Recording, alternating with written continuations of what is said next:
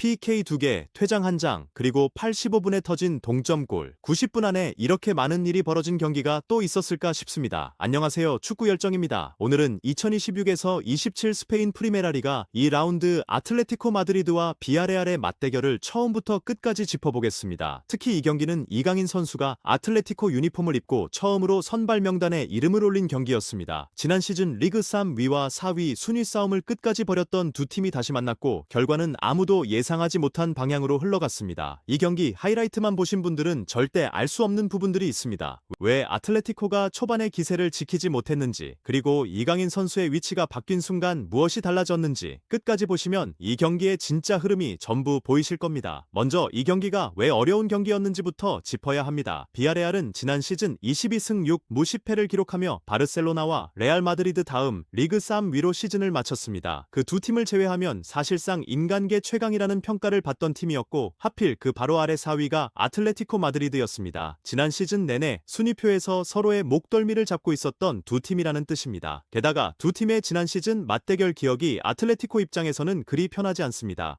홈에서는 2대 0으로 깔끔하게 이겼지만 원정으로 넘어간 두 번째 맞대결에서는 1대 5 무려 4골 차로 무너지는 대참패를 당했습니다. 여기에 개막전에서 아틀레티코가 그렇게 인상적인 경기력을 보여주지 못했다는 점까지 겹치니 이번 경기는 시작 전부터 만만치 않은 승부였습니다. 그런데 팬들의 관심은 조금 다른 곳에 있었습니다. 그동안 짧은 출전 시간만 받아왔던 이강인 선수가 과연 선발로 나서서 충분한 시간을 받을 수 있을지 그것이 최대 관심사였는데요. 결과적으로 시모네 감독은 이 중요한 맞대결에 완전한 풀주전 라인업을 꺼내들었습니다. 골키퍼 얀 오블락, 다비드 한츠코, 마르크 푸빌, 알레한드로 그리말도, 로뱅 르노르망, 로드리고 멘도사, 코케, 줄리아노 시모네, 마르코스 요렌테, 그리고 이강인 선수와 아데몰라 루크만까지 그대로 비아레알을 상대했습니다. 지난 경기 교체로 데뷔전을 치렀던 이강인 선수는 이렇게 아틀레티코에서의 선발 데뷔전을 치르게 됐습니다. 위치는 3백 기반 포메이션의 세컨드 스트라이커, 즉 최전방 공격수 바로 뒤에서 공격을 만들어주는 자리였고 상당히 공격적인 역할을 부여받았습니다. 또 그동안 논란이 많았던 훌리안 알바레스 선수도 벤치 명단으로 복귀했습니다. 비아레알 역시 미카우타제, 아요세 페레스 같은 핵심 선수들을 그대로 내세우며 강력한 라인업으로 맞섰습니다. 그리고 여기서 흐름을 결정한 요소가 하나 나옵니다. 아틀레티코는 홈 경기라는 이 점에 미드필드를 2명으로 구성한 비아레알과 달리 중원에 3명을 세워 훨씬 두껍게 나왔습니다. 그래서 경기 시작부터 볼 소유권과 주도권 모두 앞서 나갔는데 극초반만 따로 떼어보면 점유율을 60% 이상 가져갈 정도였습니다. 지난 시즌 3위와 4위의 대결이라고는 믿기 힘든 지배력 차이였습니다. 아틀레티코는 시모네 감독 특유의 전방 압박을 초반부터 그대로 꺼냈습니다. 전방 압박이라는 건 쉽게 말해 우리 진영으로 물러나 기다리지 않고 상대 골문 근처에서부터 달려들어 공을 빼앗는 방식입니다. 비아레알은 후방에서 빌드업을 시작하는 것조차 버거울 만큼 타이트하게 조여졌습니다. 그 분위기 속에서 지난 경기 득점을 터뜨렸던 이강인 선수는 전반 1분 오른쪽 측면에서 왼발 각도를 만든 뒤 강한 슈팅을 시도했지만 공은 크게 떴습니다. 득점으로 자신감이 올라온 것이 눈에 보일 만큼 초반 움직임이 정말 적극적이었습니다. 전반 2분에는 이강인 선수의 기점 패스를 받은 그리말도 선수가 강한 슈팅을 때렸지만 루이스 주니오르 골키퍼가 막아냈습니다. 시작부터 압박과 찬스 메이킹 모두 상대를 압도하는 경기력이었는데 문제는 이런 흐름이 끝까지 이어지지 않았다는 점입니다. 전반 5분 니콜라스 페페 선수에게 측면 수비가 한 번 뚫리며 위험한 장면이 나왔고 미카우타제 선수의 마지막 슈팅은 푸빌 선수가 환상적인 블로킹으로 걷어냈습니다. 실점 위기를 간신히 넘긴 순간이었습니다. 비아레알도 수비만 하려는 팀이 아니었습니다. 높은 위치에서 압박을 걸어 주도권을 되찾으려 했는데 수비에 숫자를 많이 배치한 아틀레티코는 비아레알 공격수들이 뭔가를 해보려 할 때마다 둘러싸서 번번이 공을 끊어냈고 그것을 곧바로 역습으로 연결했습니다. 여러분도 짐작하시겠지만 그 역습의 출발점은 대부분 이강인 선수였습니다. 전반 11분에는 왼쪽으로 침투하는 그리말도 선수에게 로빙 패스를 넘겼지만 연결되지 않았고 12분에는 침투하는 루크만 선수에게 킬패스를 찔렀는데 공이 다소 길게 흘러 찬스가 무산됐습니다.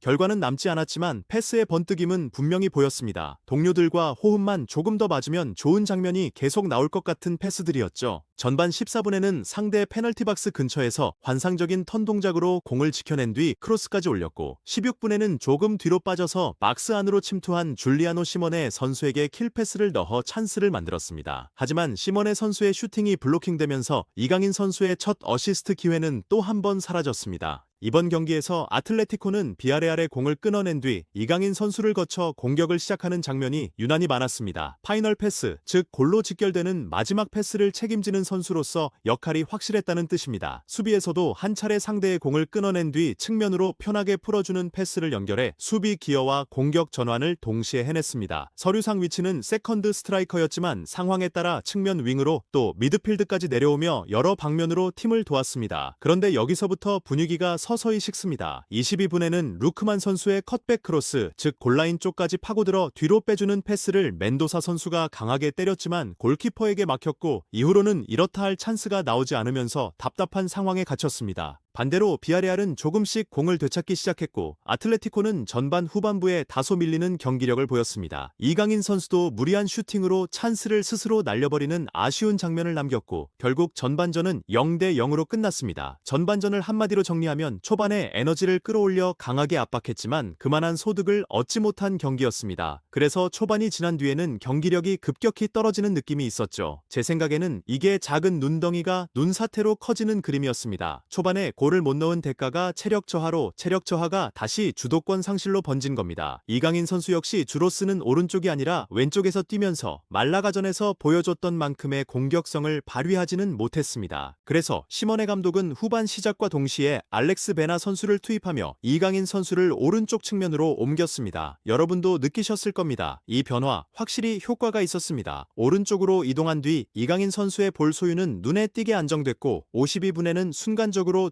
줄리아노 시모네 선수에게 살짝 공을 밀어주며 찬스를 만들어냈습니다. 하지만 시모네 선수의 슈팅이 옆그물을 때리면서 어시스트 기회는 이번에도 무산됐습니다. 53분에는 말라가전 득점 장면을 그대로 복사한 듯한 움직임이 나왔습니다. 안쪽으로 파고든 뒤 강한 왼발 슈팅을 시도했는데 이번에는 상대 수비발에 걸리며 무산됐습니다. 그래도 전반보다 분명히 나아진 아틀레티코는 비아레알 진영에서 공을 잡고 경기를 주도하기 시작했고 마침내 59분 균형이 깨졌습니다. 득점자는 놀랍게도 수비수 마르크 푸빌 선수였습니다. 지난 경기 이강인 선수를 떠올리게 하는 가마차는 왼발 슈팅이었고 정말 어려웠던 이 경기에서 아틀레티코가 드디어 리드를 잡았습니다. 그런데 그 리드는 오래가지 못했습니다. 66분 마르코스 요렌테 선수가 박스 안에서 치명적인 반칙을 저지르며 페널티킥을 내줬고 헤라르드 모레노 선수가 침착하게 마무리하면서 순식간에 동점이 됐습니다. 충격은 여기서 끝나지 않았습니다. 77분 이번에는 르노르망 선수가 또다시 페널티킥을 내주는 반칙을 범했고 심지어 퇴장까지 당하면서 아틀레티코는 한 명이 부족한 상태로 벼랑 끝에 몰렸습니다. 두 번째 페널티킥은 미카우타제 선수가 성공시켰고 스코어는 2대1 역전이 됐습니다. 솔직히 이 시점에서 무너져도 이상하지 않았습니다. 하지만 수적 열세에 놓인 아틀레티코는 85분 줄리아노 시모네 선수의 극적인 동점골로 기어이 균형을 되돌렸고 이 경기를 극적인 무승부로 마무리했습니다. 상황을 감안하면 결코 나쁘지 않은 결과였습니다. 이강인 선수는 이 경기에서 평점 7점, 3점, 준수한 활약을 남겼습니다. 다만 오른쪽으로 이동한 뒤에 확실히 살아나는 모습이 보였기 때문에 주 포지션에서 더 많은 시간을 받았다면 어땠을까 하는 아쉬움은 남습니다. 제 생각에는 이 경기의 진짜 교훈은 스코어가 아니라 그 포지션 변경 한 번입니다. 왼쪽의 이강인과 오른쪽의 이강인은 완전히 다른 선수였고 시모네 감독이 그걸 90분 안에 직접 확인했다는 사실이 앞으로 더 중요해질 겁니다. 여러분 생각은 어떠신가요? 이강인 선수는 처음부터 오른쪽에서 뛰어야 한다고 보시나요? 아니면 세컨드 스트라이커 역할도 계속 시험해볼 가치가 있다고 보시나요? 댓글로 여러분의 의견을 들려주세요. 이 분석이 도움이 되셨다면 구독과 좋아요 그리고 알림 설정까지 부탁드립니다. 다음 영상에서는 이강인 선수의 다음 상대와 출전 시간 전망을 더 깊이 파헤쳐 보겠습니다. 지금까지 축구열정이었습니다. 감사합니다.